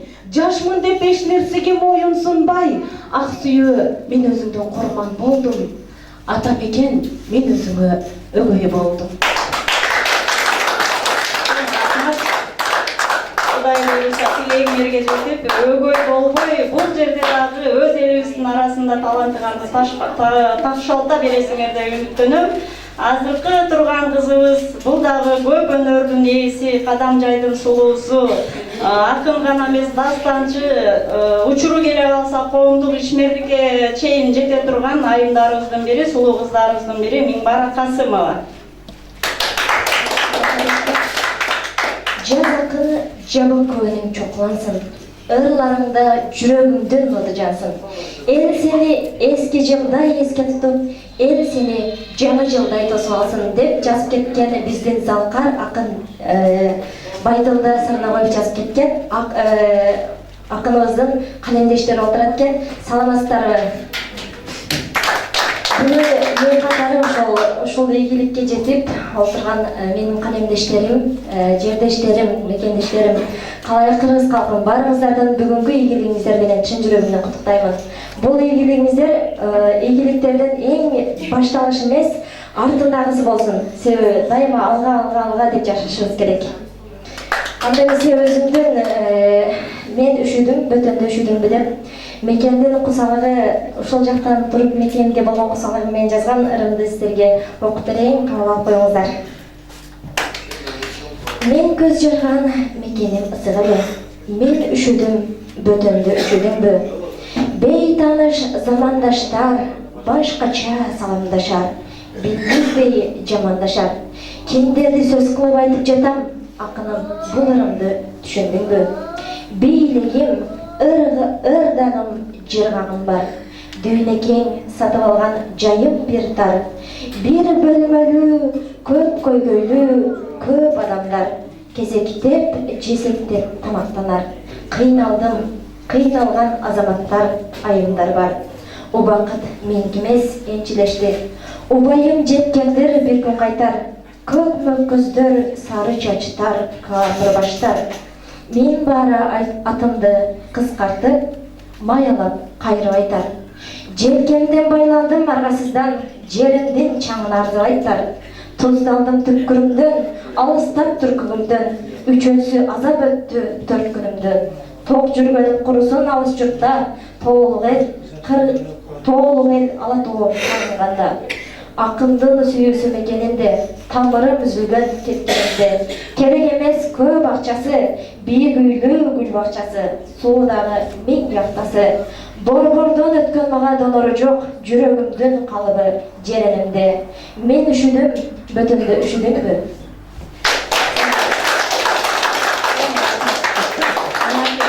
Жүрөгүмдө мекен деп, элим жерим деп, көп кабаттуу гүл бакчага да ыраазы болуп, ушунчалык элим деп күйгөн жаштарыбыз турганда кыргыз элибиздин учу узарып, келечеги кең болот деп ишенем. Ар дайым ишиңе ийгилик.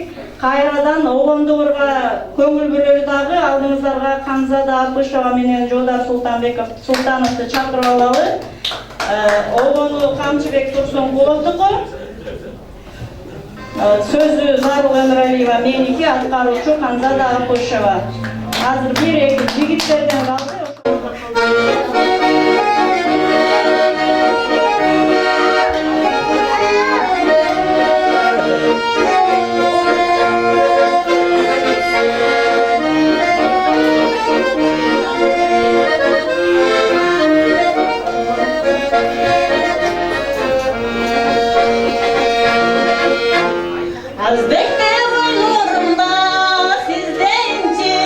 Adashtan söyüm sizden, bizden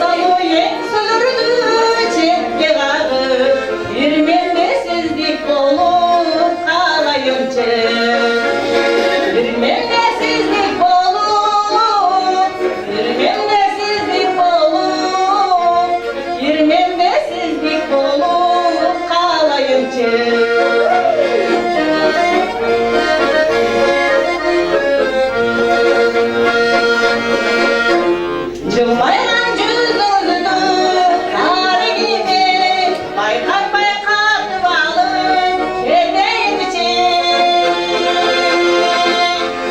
Жарқырып сізді сүйдім жүрегімді мұқамды сүйіп өзім чертейінше Жарқырып сізді сүйдім жүрегімді мұқамды сүйіп өзім чертейінше Мұқамды сүйіп өзім мұқамды сүйіп өзім мұқамды сүйіп өзім чертейінше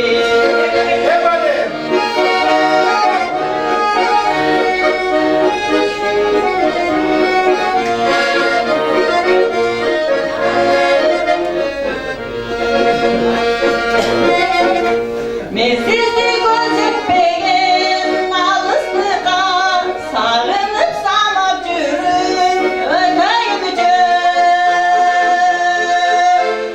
Алсам да түгел қылып жалғыздыққа қиялым ажыратпай тек көзді Алсам да түгел қылып жалғыздыққа қиялым ажыратпай тек көзді Қиялым ажыратпай, қиялым ажыратпай, қиялым ажыратпай тек өзіңді. Қиялым ажыратпай, қиялым ажыратпай, қиялым ажыратпай тек өзіңді. Қиялым ажыратпай тек өзіңді.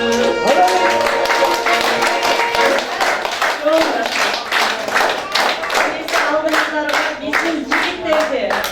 Zahirбек Сайдымаматов, Мухамбет Ханыбекұлы, Байыш, Ақжол. Сөзге шықпай қалған біздің ақын жігіттер жана ортосына көркіне көрк қошып тұрып Нұрғыз Назарқұлова кеш келіп қалды. Ал жігіттер шықпай қалғандар. Жоқ, сөзге шықпай. Саламатсыздарбы? Жалпы эле Москвага мүчөлөрү жана ошондой эле ушул жерге келип конок болуп турган меймандар. Мына бүгүнкү кечебиздин Москва кайрактары клубунун 6-чы китебинин бет ачары болуп отурат. Албетте бул китепке биз дагы ыр беришке аракет кылдык эле, жетпей калдык. Кудай буйрса дагы бир алдыда беришке аракет кылам. Фамилиям Аманалиев Байыш, Москва кайрактары адаби клубунда редакторлук мүчөсү болуп иштейм. Барыңыздарга чоң рахмат.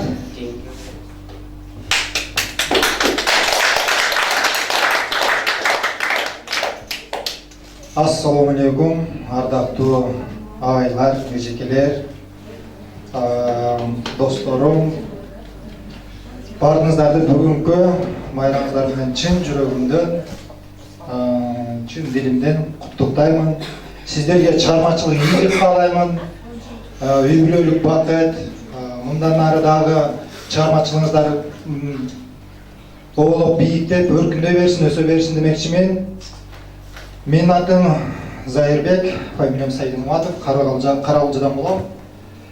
Мындан бери 2 жыл мурун, калп айтпасам, Москва кайрактары 5-чы китеби чыгып атканда, мен да барып катышып калдым эле. Ошондо ойлогом, ушул китепке менин да ырларым жазылса деп ниет кылган элем. Кудай буйрса, ошол ниетим азыр ишке ашып орундалып отурат. Баарыңыздарга чоң рахмат. Анда өзүмдөн бул китепке жазылбаган анда бир ырымды окуп берип коюуга уруксат этиңиздер. Киндик каным тамган жер.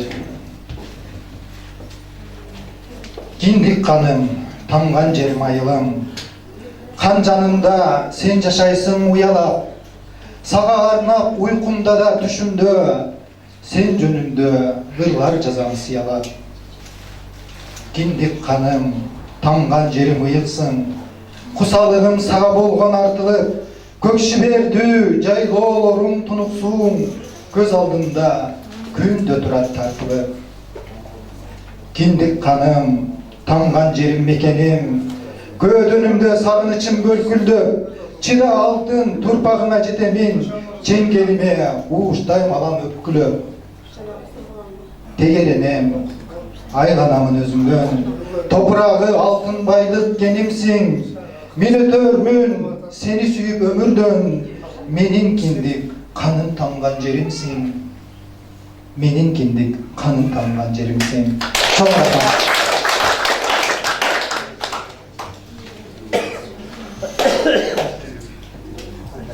Кутмандуу күнүңүздөр менен, урматтуу замандаштар. Бүгүнкү барыңыздардын майрамыңыздар менен куттуктайм. Ырга түшкөн жолубуз, сапарыбыз кайсалдуу болсун. Мен өзүмдүн ырларыма бир док берейин деп чечтим. Ырга айланган өмүр узак жашасын. Ыр дегенде толкуп ташып жүрөгүм. Ырлар болуп жашоодогу түнөгүм. Көлөмдөнүп, көк деңиздей чайпалып, көлгүп чалкып, жарктай түшөт күлөмүм. Жашап алган сезимдерде, ырларда, жашайм анан бийик-бийик кырларда, черкилешип жүрөгүмдүн кылдарын, чер таркатып, ыр доомага чыргалда. Ыр дүйнөдө жашоо өзү кызыкта, ырга түшкөн нота демек сызыкта. Ой коштогон өмүрлөрдү шат кылып, ыргайланып учуп кетем булутка. Ызаланган күндүн чийип кашасын, ырдын бычып этек женин жакасын. Ой коштогон көңүлдөрдү шат кылып, ыргайланган өмүр узак жашасын. Ой коштогон өмүрлөрдү шат кылып, ыргайланган өмүр узак жашасын.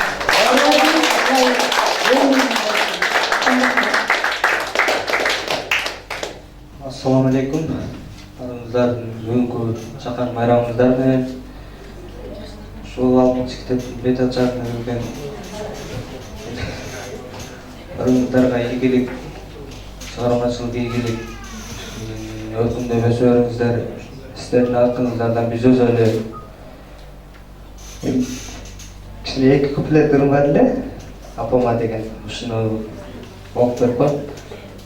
О Аллахым, ömür berçi apama, apam üçün men dayarmın barına. Жүрөм апа, сагынып мен өзүңдү, сиз жашайсыз дайым менин оюмда. Кызыгы жок, сиз жок кезде өмүрдүн, сиз бар үчүн дайым шаңдуу көңүлүм. Балдарыңдын маңдайында аман бол, картайбастан кызыгын көр өмүрдүн.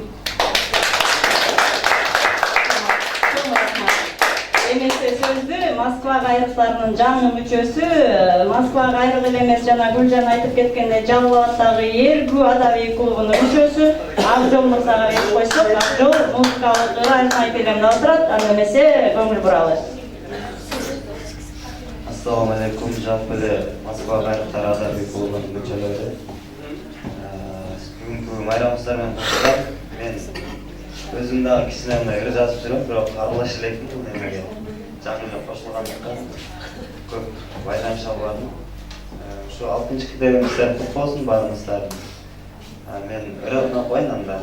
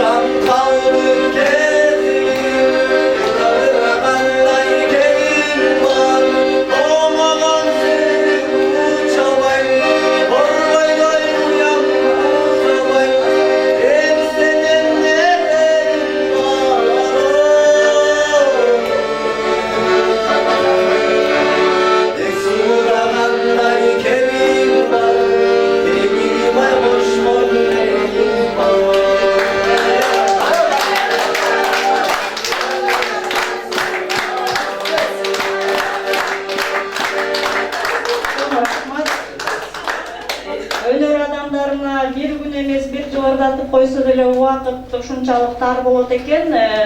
Тилекке каршы мына көптөн күткөн китебиз колубузга тийип, көкүрөгүбүздө уюп жүргөн сөздөрүбүздү айтабыз деп чогулуп, бүгүнкү майрамыбыз дагы аягына чыкканы калды окшойт. Мен азыр алдыңыздарга жана аксакалдар менен чогуу чакырат элем, урмат эжекем кечирээк келип калды.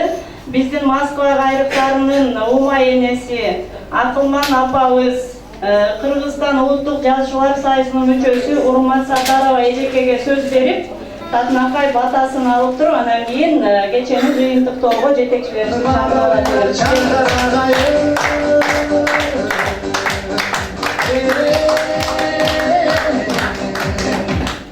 Урматтуу мекендештер, бүгүн бизде кош майрам экен.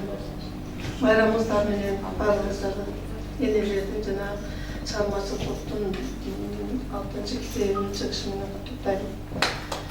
Эми ушундай уюштуруучу иштерди мигранттардын ар түрдүү иш-чараларына жана айрыкча биздин чыгармачыл топтордун иш-чараларына чын көңүлдөн өздөрүнүн көңүлүн буруп бизге жакындан жардам берген элчилик үчүн чоң рахмат.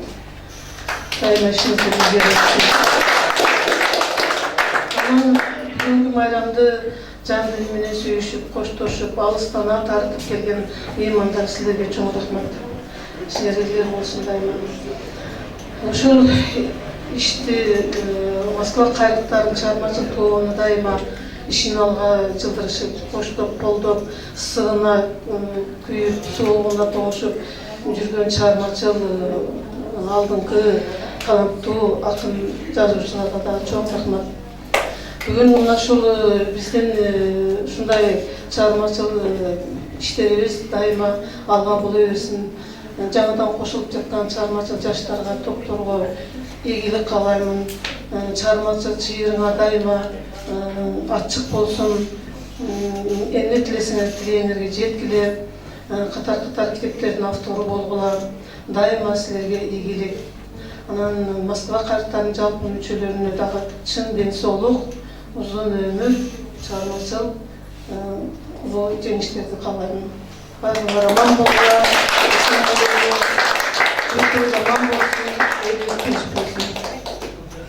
Чоң рахмат урмат эжеке. Ар дайым бар болуңуз. Эмесе алдыңыздарга кайрадан эле мугалимдер коомунун жетекчиси Эртагылды Шамилов агайды, Москва кайрыктары адабий клубунун негиздөөчүсү ушул ырдын акча бешигин терметип, баарыңарды көпөлөк тантум бастырып, элдин катарына тушооңорду кесип кошуп аткан Бакытбек Шериевич Бапановду жана жооптуу редакторубуз Жамал Сабаеваны чакырып алсак.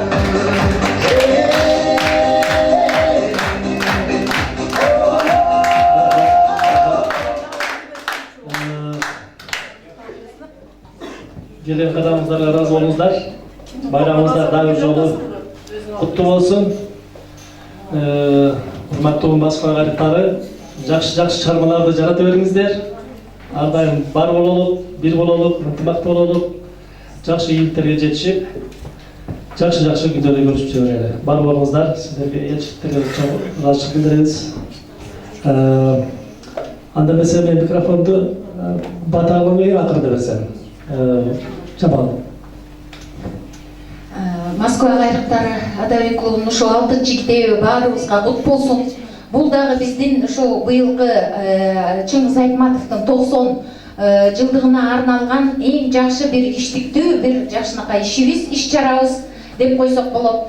Андан сырткары ушул дайыма эмне жүрөгүңөрдө өйгөн нерсе болсо, ошонун бардыгын же болбосо кубаныч болсо, ошонун бардыгындагы мына ушул ыр менен чыгарып, жаркырап, бир башкача позитив менен ушул мекенибизди ойлоп, эл жерибизди ойлоп, бирге ынтымакта жүрө берели. Жалпы Кыргыз Республикасынын ушу Россия Федерациясындагы элчиликке жана өкүлчүлүккө, бардык кызматкерлерге, жалпы Москва шаарындагы диаспоралык коомдордун мүчөлөрүнө, бүгүнкү келген меймандарга терең ызаат менен сиздерге мамиле кылабыз. Ишибиз ийгиликтүү болсун. Жаштар алга, Москва кайрыктары алга. Жылай берели. Ошо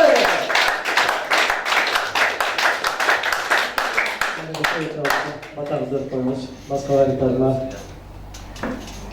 Кыргызда айтып коет, жамгыр менен Қолыңыздарды. Ансандай мына Ороз айыбызда жакындап эртең бір сүйүнү башталайын деп атат. Ушул жакшы айда ушундай жакшы ийгиликтүү болгондо дагы чоң таланттарды жыйнап ушундай чоң жүрүштү жасап атасыңар. Ар дайым силердин ишиңер ийгиликтүү болсун, чыгармачылыгыңар өнүп өссүн, кыдыр жылоологон улуу акындардан болуп чыккыла. Амин. Амин.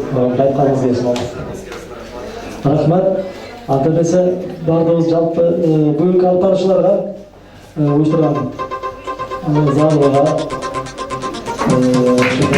жалпы артистерге Rahmat, daha bir yolu, жалпы майрамыңыз құт болсын.